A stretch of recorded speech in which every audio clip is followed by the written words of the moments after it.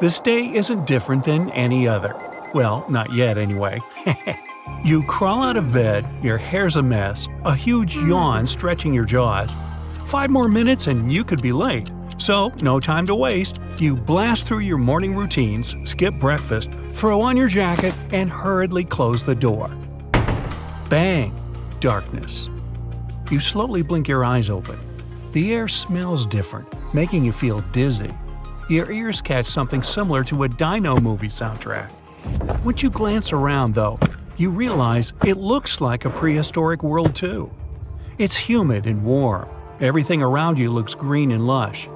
You spot several creatures moving among the trees. Some of them have bills that make them look like overgrown ducks. Others have horns. That's when your brain kicks in. Those are dinosaurs. So you have indeed somehow moved all the way back to prehistoric times. Right after the realization hits, you feel something tickling your arm. With a feeling of dread, you sneak a peek. What is this creature comfortably nestled on your sleeve? What you notice first is that it's tiny, way smaller than your cat. It's likely napping on your pillow back at home in the moment. Picture a hummingbird, the smallest bird on Earth. The creature on your sleeve is even smaller than that. Is it some weird prehistoric insect? Nope, it's a dino, the tiniest dinosaur that ever lived. The creature's called oculodentavis, which means in Latin, eye-toothed bird. With a skull that's less than 1/4 of an inch long, the animal itself is about 2 inches long. You can hardly feel its weight on your arm. The tiny thing doesn't weigh more than an ounce. The dino is obviously a meat eater. It has more than 100 microscopic teeth. They're conical with sharp edges. For a second, you can't breathe. What if it bites you? You don't even know if the thing is venomous. But it looks as if the dino bird is only interested in insects that are flying by. The creature also has huge eyes. They're so large it's a bit alarming. They face to the sides and bulge out of its head. They're built in the way that makes it clear the tiny dino is active most during the day. If only there was a scientist next to you. They would tell you how such a minuscule creature could exist in the prehistoric world of giants. It was likely because of the miniaturization. That's when relatively large animals became smaller over generations. It sometimes happens to species that live on islands or are isolated from other animals. Another thing an expert could tell you, the creature sitting on your arm might not even be a dino. After scientists examined the ancient animal's skull, or should we say will examine, they suggested it was not a dinosaur, but a lizard. But even if their guess is right, it was a bizarre lizard. After all, it has a bird's head. Anyway, whatever the animal is, you are tired of standing still trying not to disturb it. But as soon as you take a step, everything goes dark again. Bang! You cautiously open your eyes. Another day, another jungle. You look around to check your surroundings, and that's when you notice that several massive bushes on the left have started to move. You know you should probably run away as fast as you can, but your curiosity wins. You sneak up closer to have a look, and your ear-piercing shriek is heard miles away. The creature you're looking at is similar to a millipede, an enormous 6-foot-long millipede, the largest among them all. It's called Arthropleura. Scientists aren't sure why this bug, like many others, was so large 300 million years ago. Maybe because there was too much oxygen in the atmosphere, 30% of the air then versus 21% now. It probably helped prehistoric insects grow so massive. Plus, there was nothing around that could eat them. The only comforting thought that doesn't let you pass out from sheer horror is that the monster isn't likely to be a meat-eater. It's related to millipedes, and they eat decomposing organic matter. Yum. You hardly have some time to take a breath when something swooshes past you. You realize it's time you got used to scary overgrown creatures. This flying one looks like a dragonfly, but its wingspan is no less than 2 feet. Scientists claim it's been the largest known insect of all time. The craziest thing, though? The insect looks exactly like a scaled-up dragonfly, but it actually belongs to the now extinct order of Griffinflies. But what's that? Instead of flying away, the not a dragonfly is turning back. It's moving toward you. Paralyzed by fear, you don't even try to run away. Bang! Darkness. Well, this is getting old. You open your eyes and see a dark shadow towering over your lying body. This is definitely a dino.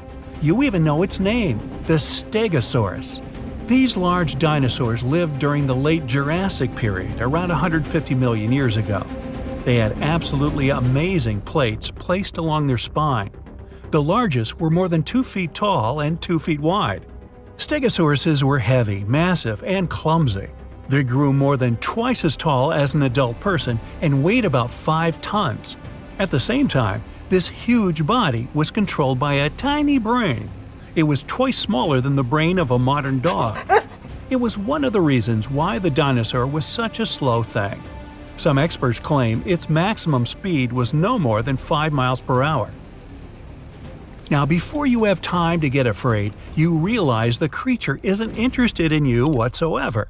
But what an impressive plant-eating machine it is! With the help of its toothless beak, it's nipping low-growing plants like pines, firs, and cycads. But soon, you understand you shouldn't let your guard down. A dark shadow covers the sky. Ah, you know this guy too. That's a pterodactyl.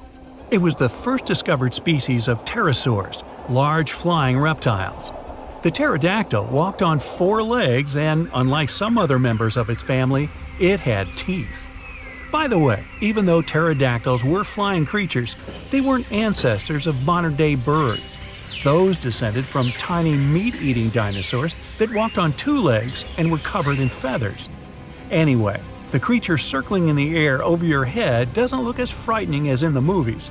It's rather small, with its wingspan no more than 3 feet. But to be on the safe side, you decide to hide under the trees. Hey, you've been around pigeons. Imagine a present from this character. Never mind. It's just your luck to trip over a tree root while retreating to the questionable safety of the forest. Your back hits the ground. Bang! Darkness. Well, when you come around again, you find it hard to breathe. It feels as if something's wrapped around your body. You raise your head, slowly and cautiously. Is this day gonna end? A colossal snake has coiled itself around you. The creature's so large, you immediately realize it's the Titanoboa. No other reptile, living or extinct, can be that big. The snake weighs more than a ton and is probably around 42 feet long. For comparison, one of the largest modern snakes, the anaconda, weighs 1/4 of a ton and reaches the length of 30 feet at the most. The Titanoboa lived around 60 million years ago in South America. Just like modern anacondas, it loved damp places hidden in tropical rainforests. Scientists aren't sure, but they think the prehistoric reptile could live in or near the water. Then it probably fed on crocodiles, turtles, and even fish. Suddenly, you feel the snake move. Is it going to squeeze tight around you? That's when you start to regret you can't do that time jump thing at your whim, and then, bang, darkness. You find yourself on the bank of a wide river. Once you get closer to the water, you notice something moving under the surface. You lean down to check what it is, but the next moment you spring back in fear. The 2-foot-long fish you see has a single row of triangular razor-sharp teeth, each serrated like a steak knife. It's the Mega-piranha. Now, be extremely cautious. This creature packs a terrifying bite. Its force is almost 30 times the piranha's weight. And on average, this creature weighed 20 to 30 pounds. For comparison, its modern version doesn't grow heavier than 2 pounds. The Mega-piranha lived 6 to 10 million years ago in South America. Well, too long ago and too far away from your home. You sit down on the ground farther away from the river and begin to wait. Sooner or later, there will be the already familiar boom and the darkness. It'll mean your adventures will continue. Then you remember that strange-tasting burrito you had for dinner last night. Could there be some connection?